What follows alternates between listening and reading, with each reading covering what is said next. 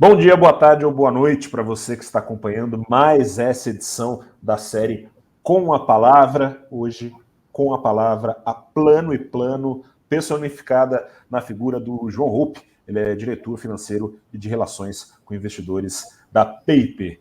João, obrigado pela presença, pela atenção com a gente.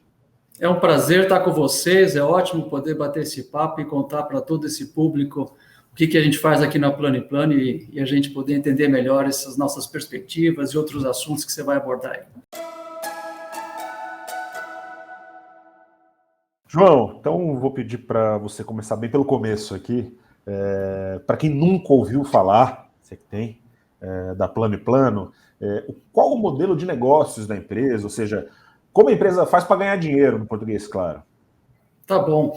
A Plano e Plano ela é uma empresa, tem 24 anos de história, ela foi fundada lá no final da década de 90 e tem um caminho muito interessante no mercado de construção e incorporação. Mas, basicamente, o nosso modelo de negócio é uma empresa incorporadora que está totalmente integrada com construção civil e com a parte de vendas. Então, somos, se quiserem chamar de construtora, uma construtora, mas basicamente a gente incorpora e faz todo esse processo.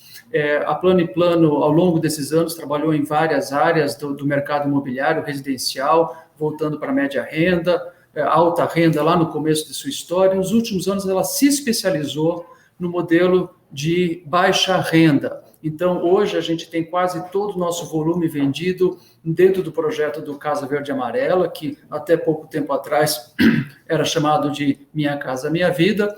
Então, a gente busca terrenos, faz a parceria com os donos de terrenos, adquire o terreno, faz o projeto, aprova o projeto, lança, vende, enquanto está vendendo, está construindo, e a gente faz dentro desse programa o repasse desses clientes para o financiamento dessa casa em 36 anos, ele vai fazer esse financiamento junto à Caixa Econômica Federal e a gente vai entregando esses produtos ao longo dos anos. Então, basicamente, é um modelo de negócio hoje voltado para a baixa renda e a gente vai falar eventualmente de diversificação mais para frente, entrando na média renda mais uma vez, como já foi no passado. João, eu queria, agora trazendo um pouco para o foco do investidor, pessoa física, ouvir de você como é que está o programa de pagamento de dividendos da Plano e Plano, tendo em vista, claro, né, que o investidor não compra ação só esperando ela subir, né? Muitas vezes buscando uma carteira de longo prazo que pague, que distribua, né, parte dos lucros conquistados pela empresa. Como está hoje o programa de dividendos da Plano e Plano? A Plano e Plano, só para dar uma dimensão de tamanho, ano passado nós tivemos de receitas 900 milhões de reais, com lucro líquido de 132 milhões de reais, isso nós estamos falando de 2020, e dos quais, desse lucro de 132 milhões, nós pagamos dividendos de 40 milhões de reais. Uma das coisas que a gente tem como política para esse ano é um pouco uma retenção de caixa um pouco maior, estamos num momento de volatilidade, dada a pandemia, muito importante para a construção civil, ela foi decretada ao longo da pandemia como atividade essencial, então nós não paramos a pandemia inteira, nossas obras trabalharam 100% durante todo esse período, mas é um momento que a gente não sabe se uma variante Delta pode agravar um pouco a questão de visitação nas obras, então a gente tem que ser um pouco mais conservador. Então a gente distribuiu 40 milhões de reais, eu estou imaginando, nós imaginamos aqui na empresa que o lucro desse ano de 2021 seja também distribuído de uma maneira um pouco menor em 2022, inclusive olhando nossa política de dívida, e a partir daí a gente deve ter uma política de dividendos com o payout ratio, né, que a gente chama um pouco maior do que a gente tem, do que pagou. Obviamente o acionista, como você bem falou, ele procura ganhos de capital e procura o dividend yield, quer dizer, quanto que eu estou ganhando de dividendos. Então, pagamos 40 milhões de reais este ano, relativos ao ano passado, e devemos ter algo parecido para o próximo exercício. E a partir daí tem um conceito muito importante para nós, que é o que a gente chamaria de excesso de caixa. A empresa não tem interesse de segurar o que ela chama de excesso de caixa. O dinheiro que eu não tenho necessidade para investimento, ele vai ser distribuído para o acionista para ele fazer o melhor uso possível desse dinheiro. Então, a política é essa. Segura na hora do momento que nós estamos aí um pouco mais de volatilidade e a partir do ano que vem, com as coisas mais, um horizonte mais com menos riscos, a gente passa a distribuir o excedente de caixa para o acionista fazer o que melhor entende. João, você falou de um risco importante. Vou aproveitar esse gancho para falar aqui do nosso bloco de riscos, né? Claro, todo setor tem os seus riscos, é inevitável, né? E acabam sendo refletidos ou quando não existem ou quando ficam mais fortes no desempenho das ações em bolsa. Você falou de um risco, a variante Delta, né? Enfim, felizmente aqui no Brasil, a gente está falando aqui, fazendo essa nossa conversa quase na virada para a segunda quinzena de setembro, os números vêm caindo, felizmente, seja de morte, seja de contágio do Brasil, porém, tem a variante Delta correndo, a experiência internacional mostra um risco considerável. Eu queria ouvir você sobre esse risco da variante Delta, mas também sobre outros riscos que você vislumbra como potenciais para o negócio da Plano & Plano. Esse risco específico da Covid, desde o começo da pandemia, em março do ano passado, havia uma grande certeza de como iríamos funcionar.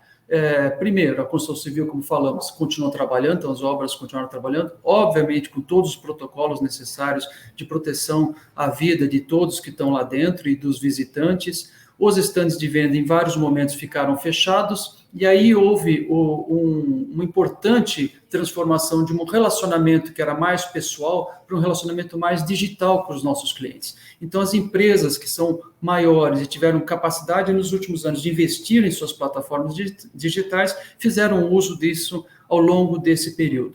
Então, nós estamos olhando que, mesmo que venha algum problema maior, com alguma variante da Covid, a gente continua atuando e trabalhando no mundo digital com os nossos clientes. Praticamente 100% dos nossos contratos hoje são assinados digitalmente. Então, o relacionamento realmente migrou para o mundo digital, mesmo para o comprador de imóveis, especialmente na baixa renda, onde você tem um produto mais simples de vender, é mais fácil você mostrar os atributos do produto no mundo digital.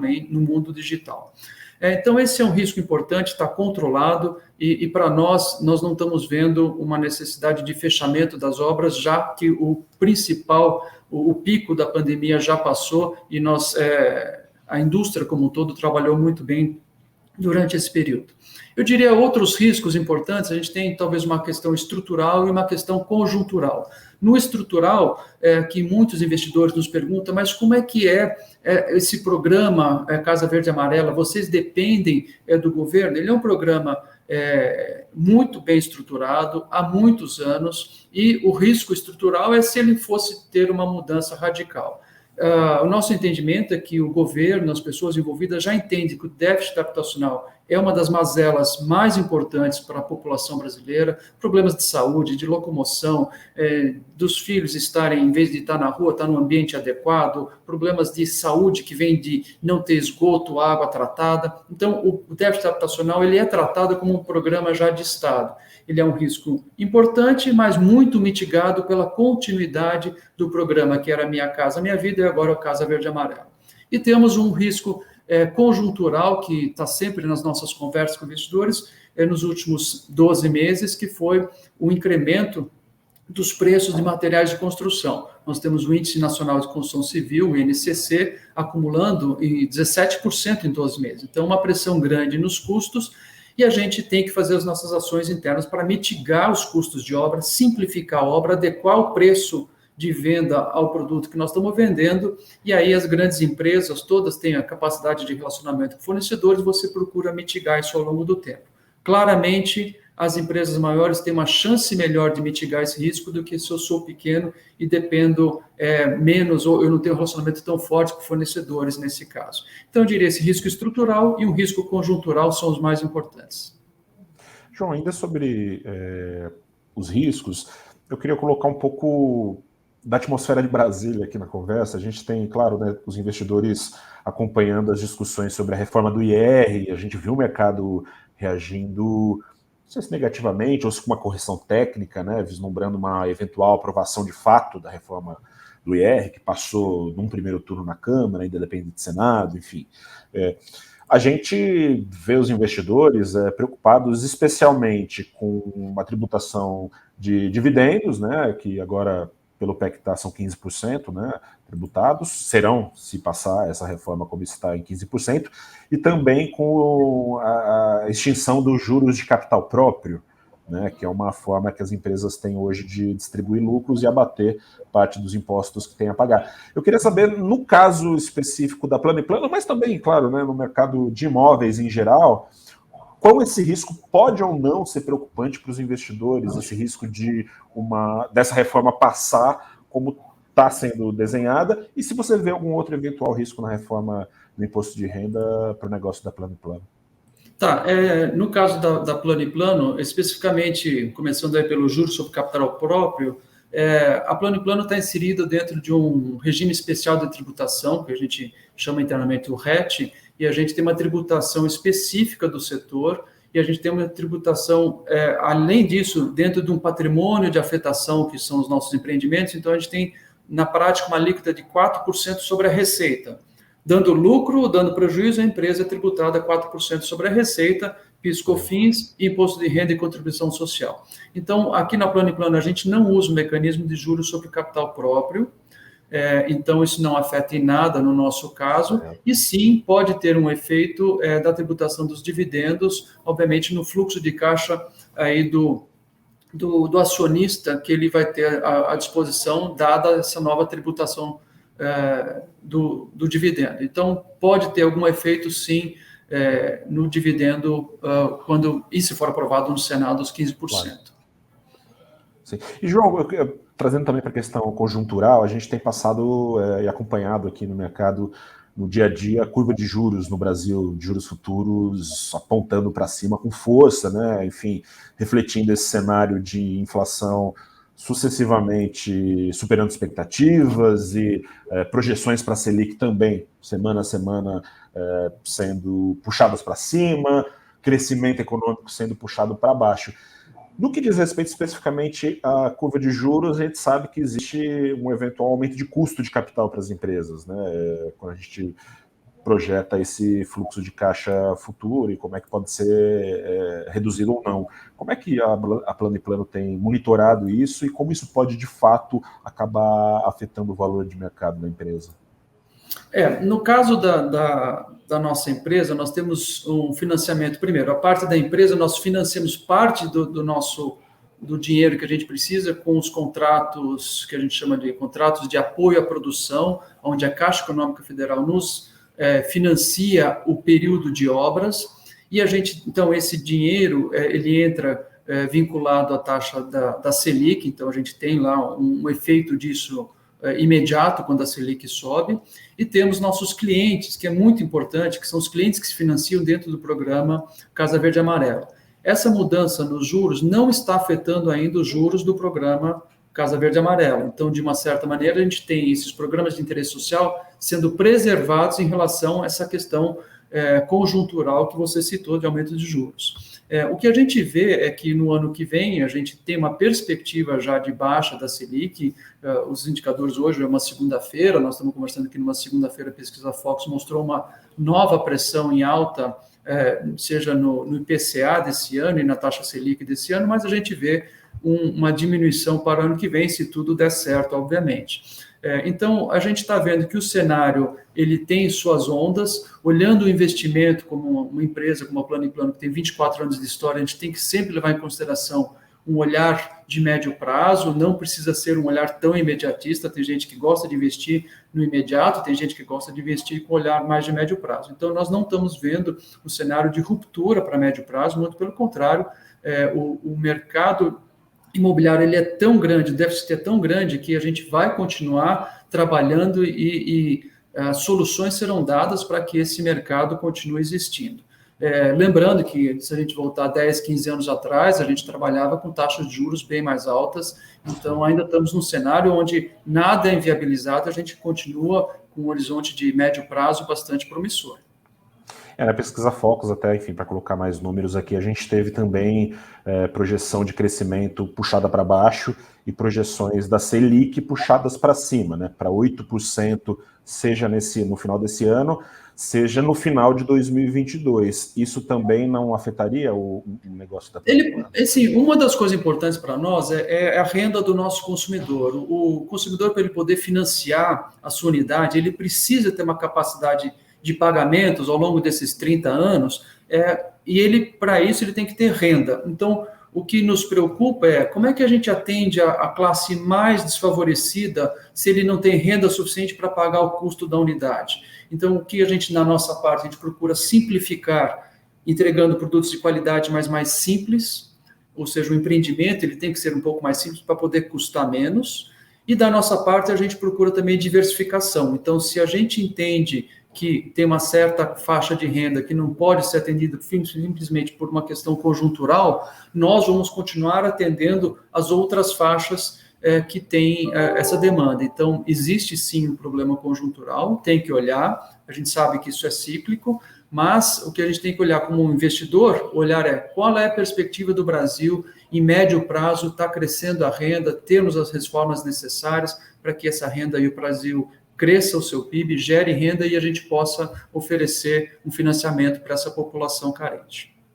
Essa diversificação, né, que você falou, né, de buscar eventualmente novos públicos, isso também é uma forma de mitigar, por exemplo, o nível de endividamento da população que tem crescido? Na verdade, é a diversificação da empresa, quer dizer, eu faço a gestão do risco. Hoje eu tenho praticamente todos os nossos empreendimentos que foram lançados são para a renda da baixa renda. Agora nós estamos lançando nesse mês de setembro o nosso primeiro empreendimento, voltando à classe média, e a gente está fazendo o primeiro lançamento agora no final do mês para a classe média aqui em São Paulo. Então eu começo a ter uma outra público-alvo endereçado aqui pela Plano & Plano para poder continuar crescendo e entregando resultado. Se eu tenho um mercado mais difícil, eu vou procurar o mercado que está mais que é possível entregar com rentabilidade nesse momento. Então, uma diversificação e gestão de risco nossa. Ou seja, no momento que aumenta a pobreza, o endividamento, a Plano & Plano acaba buscando outros públicos para não ser tão afetada por essa situação conjuntural.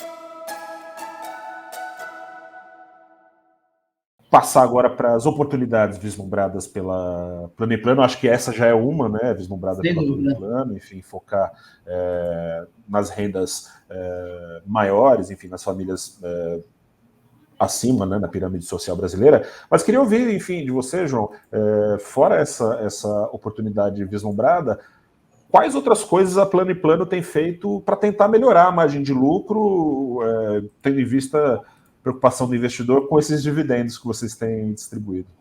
Gustavo, é uma questão muito interessante. A Plano & Plano, a gente não comentou, mas ela abriu seu capital em setembro do ano passado. Estamos completando agora, essa semana aqui, um ano de empresa de capital aberto. E uma das coisas parabéns para vocês. Obrigado.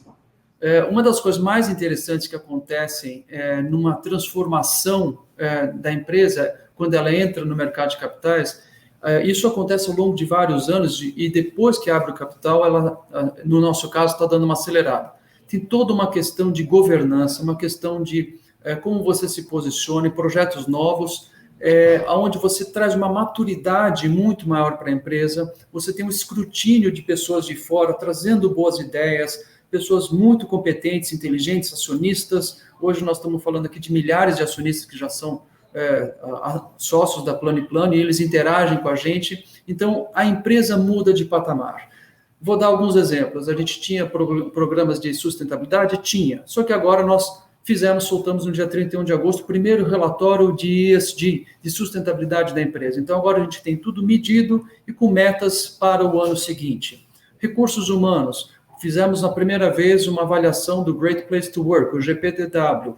95% dos respondentes, dos nossos funcionários responderam. Nós fomos aprovados e certificados como GPTW, só que o mais importante não é a nota que nós recebemos, são os insights que nós recebemos para que sejamos uma melhor empresa para se trabalhar, trabalhando na retenção e atração de talentos. A gente mudando as políticas de RH para acompanhamento de carreira, planejamento de sucessão. Estamos fazendo pela primeira vez um mapeamento global de riscos da empresa, onde a gente tem um documento dizendo quais são os principais riscos da empresa, e aí, a partir disso, você faz o plano de mitigação desses riscos.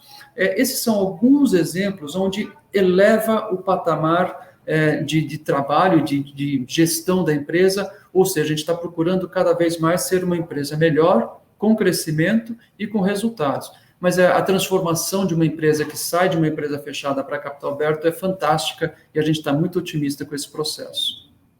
E até, enfim, você falou do IPO, o objetivo principal da capitalização foi qual? É aumentar base de investimento, alguma aquisição está em mente, enfim, qual foi o objetivo principal? A Plano & Plano, ela vinha ao longo desses anos tendo um crescimento bastante interessante, ela estava preparada para esse momento do IPO, e uma das coisas que é o benefício direto de um IPO é a perenidade da empresa. Você aumenta a resiliência, justamente por tudo isso que eu falei, você aumenta a resiliência, a capacidade de superação de problemas, e você consegue, eventualmente, se precisar, querer ter acesso ao mercado de capitais de uma maneira muito mais fácil. O relacionamento com basicamente todos os nossos interlocutores. Vou dar um exemplo claro. Quando eu vou abordar um dono de um terreno, onde a gente quer comprar o terreno para fazer um empreendimento, a gente se apresenta como uma empresa de capital aberto, ele tem muito mais segurança em conversar com a gente, porque sabe da governança, dos critérios, da auditoria, que tudo que a gente está fazendo tem gente olhando. Então, esse relacionamento, ele eleva e melhora para nós. Então, o mundo de uma empresa de mercado de capitais realmente é outro quando se é de capital aberto. Então, esse é um processo muito interessante e estamos aí percorrendo essas etapas, né? É isso, né? Acho que a empresa ganha uma autenticação, digamos assim, né? Ao abrir o capital, né? Com a CVM sempre monitorando, a gente sabe que a Comissão de Valores Imobiliários é bem severa, né? Acaba que as empresas são, por bem ou por mal, enquadradas, né? Em diversas normas de governança. Aqui é por bem, tá? Sim, com certeza. Com certeza. E a CVM é super severa, né, nisso, né? Então. Mas só para completar a pergunta. Desculpa, Gustavo, te cortar, mas só para completar a pergunta, o objetivo inicial de abertura de capital foi esse. A empresa não precisava se capitalizar, ela gera caixa, então ela fez uma oferta primária pequena, foi uma oferta secundária. Hoje nós temos aproximadamente 1/3 das nossas ações circulando no mercado, claramente os acionistas controladores queriam elevar o momento, essa maturidade da empresa e, obviamente, garantir a perenização do seu negócio. E tem algum plano de curto ou médio prazo de aumentar essa circulação de ações da Plano & Plano no mercado, não? Não, a gente não tem nenhum plano divulgado sobre isso ainda não. Falando das métricas, né, enfim, que podem ser acompanhadas pelos investidores, divulgação de balanços é a melhor maneira, né, do investidor acompanhar qual é a saúde da empresa.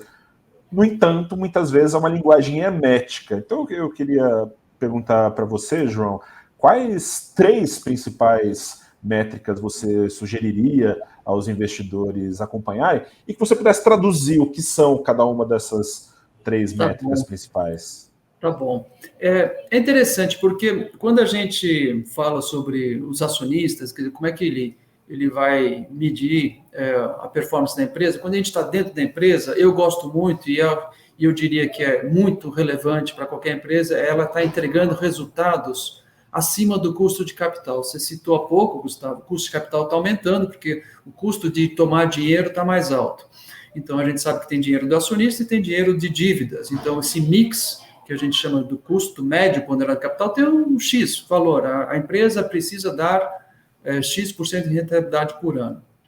Se você está entregando acima desse X%, você está entregando acima do custo de capital, que é, para mim, a métrica mais importante. A empresa tem que buscar isso. Mas isso, na prática, como é que as pessoas de fora vão enxergar? Eu traduziria um dos indicadores importantes para nós, é olharmos o resultado operacional medido pelo nosso EBITDA, né, que basicamente você pega as receitas, tira todos os seus custos de construção, no nosso caso, de terreno, se você construiu um empreendimento, tira as despesas da operação, despesas administrativas e vendas, o que está sobrando lá, ali embaixo emula o resultado operacional da empresa. Então, o tal do EBITDA, ou em português seria o LAGIDA. Esta margem, ou seja, quanto que eu estou entregando sobre a minha receita, é a margem EBITDA. Eu diria, esse é um indicador muito importante, porque a nossa estrutura de capital não muda tão rapidamente, enquanto o nosso EBITDA pode estar mudando ao longo desses ciclos. Então, eu diria para os investidores olharem muito a margem EBITDA das empresas, porque a gente tem uma estrutura de capital mais ou menos fixa, que muda pouco ao longo do tempo. Eu acho que todos têm que olhar também as receitas, a empresa está vendendo rapidamente, isso se transforma em receita ao longo do tempo, então eu olharia vendas e receitas da empresa. E, por último, a velocidade de vendas, que seja, velocidade de vendas é quanto que eu estou vendendo sobre o estoque que a gente tem. Para a gente poder ser uma empresa baixa em ativos, leve em ativos, é importante a gente, tudo que a gente está lançando, vender ao longo do nosso prazo de construção. Então, a Plano & Plano, internamente, a gente olha muito esse indicador. Se eu estou com estoque de obra pronta ou se eu estou vendendo tudo ao longo do meu processo de obra. Só para dar um número, nós tínhamos no final do segundo trimestre 8.115 unidades disponíveis, 32 em estoque pronto, ou seja, a gente está vendendo, continua vendendo o nosso estoque ao longo do ciclo de obra. Então, isso se traduz no indicador velocidade de vendas. Então, margem EBITDA, vendas e receitas e a velocidade de vendas seriam as minhas 3 dicas aí para esse setor em que nós trabalhamos. E, João, para a gente fechar aqui a nossa conversa, também uma pergunta que a gente sempre faz para os RIs que participam do Com a Palavra. Por que comprar uma ação da Plano & Plano e não das suas concorrentes?